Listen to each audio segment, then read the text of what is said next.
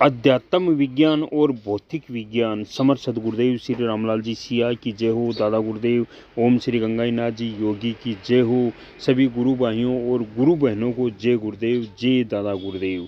सदगुरुदेव की समाधि पलाना बीकानेर। दादा गुरुदेव ओम श्री गंगाईनाथ जी योगी की जो समाधि, जीवित समाधि है, 31 दिसंबर 1983 सुबह 5:22 पर जीवित समाधि ली थी दादा गुरुदेव ओम श्री गंगाईनाथ जी योगी, जिनकी समाधि है जामसर बीकानेर। जो आपको बदलाव आएगा, आपके जीवन में बदलाव आएगा, आपकी ज़िंदगी चेंज होगी, इसी मंत्र से होगी। जो कई संतों ने, योगियों ने इस मंत्र को तपा कर इतनी दूर लाकर सदगुरुदेव को संभला के सब चले गए। और अब इसमें आपको कहीं जाना नहीं है, 1 रुपया देना नहीं है, केवल घर में रहकर आराधना कर सकते हो। यह आध्यात्मिक मार्ग है। आप जितनी आराधना करोगे उतना ही आपको मिलेगा, दूसरे की उम्मीद के भरोसे कुछ नहीं मिलेगा। आज हम वीडियो देखते हैं वही सदगुरुदेव की बुक से, जो अध्यात्म विज्ञान और भौतिक विज्ञान में क्या अंतर है। पतंजलि योग दर्शन में जिस क्रियात्मक ढंग से त्रिविध तापों का समन करते हुए समर्पण ज्ञान विज्ञान की पूर्ण जानकारी प्राप्त करते हुए केवल पद प्राप्त करने का वर्णन है, वही वेद रूपी कल्पतरु अमर फल अर्थात सिद्ध योग पूर्ण योग है। महर्षि श्री अरविंद ने इसी योग को वर्णन करते हुए कहा है, भारत जीवन के सामने योग का आदर्श रखने के लिए उठ रहा है। वह योग के द्वारा ही सच्ची स्वाधीनता, एकता और महानता प्राप्त करेगा और योग के द्वारा ही उसका रक्षण करेगा। इसी संदर्भ में महर्षि श्री अरविंद ने कहा है, एशिया जगत हृदय की शांति का रखवाला है, यूरोप की पैदा की हुई बीमारियों को ठीक करने वाला है।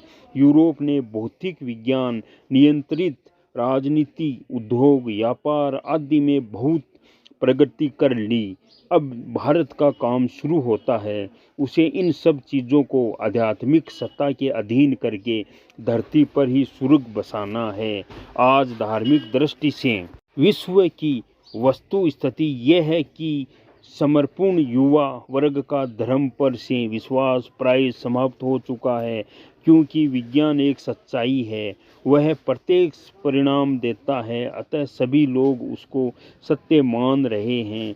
दूसरी तरफ जब धर्माचार्यों ने हठ धर्मी रुख अपनाना तो विश्व भर के युवा लोगों ने इनके खिलाफ खुला विद्रोह कर दिया है। आज ईश्वर एक कल्पना का विषय है।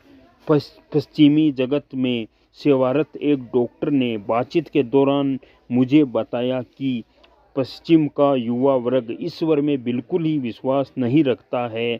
उन्होंने कहा कि मेरा छोटा पुत्र ऑक्सफोर्ड में पढ़ रहा है, उसकी मान्यता है कि कमज़ोर, डरपोक और बुज़दिल लोग ही ईश्वर नाम की काल्पनिक शक्ति का सहारा लेते हैं, असफल प्रयास करते हैं। ऐसी स्थिति में मात्र कब्र में पांव लटके हुए लोग धर्म की रक्षा कितने दिन और कैसे करेंगे। ऐसा लगता है कि संसार के लोग पाप पुण्य और स्वर्ग नरक का डर दिखाकर जो धर्म चला रहे हैं, वह आखिर सांसें गिन रहा है। ईश्वर के नाम से तो भय दूर भागता जाता है, परंतु आज स्वर्ग नरक रूपी बंधनों से बांधकर भय से भगवान की प्रत्यक्षानुभूति करवाई जा रही है। बिल्कुल उल्टी गंगा बहाई जा रही है। आज विश्व के सभी सकारात्मक लोगों को पूर्वाग्रहों को त्याग कर जाति, धर्म और देशों की संकीर्ण भावनाओं का त्याग करके सोचने की जरूरत है कि मानव धर्म कैसे बचे। विश्व शांति का मात्र यही उपाय शेष बचा है। महर्षि श्री अरविंद के अनुसार पश्चिम के लोग जो कुछ कर रहे थे वे कर चुके हैं, इसके आगे का काम करने की उनमें सामर्थ्य है ही नहीं। जिन यंत्रों को वह परम सत्ता संसार को दे चुकी है, वह मानव के त्रिविध ताप आदि दैहिक, आदि भौतिक और आदि दैविक का समन नाश करने के साथ साथ केवल पद अर्थात मोक्ष देता है।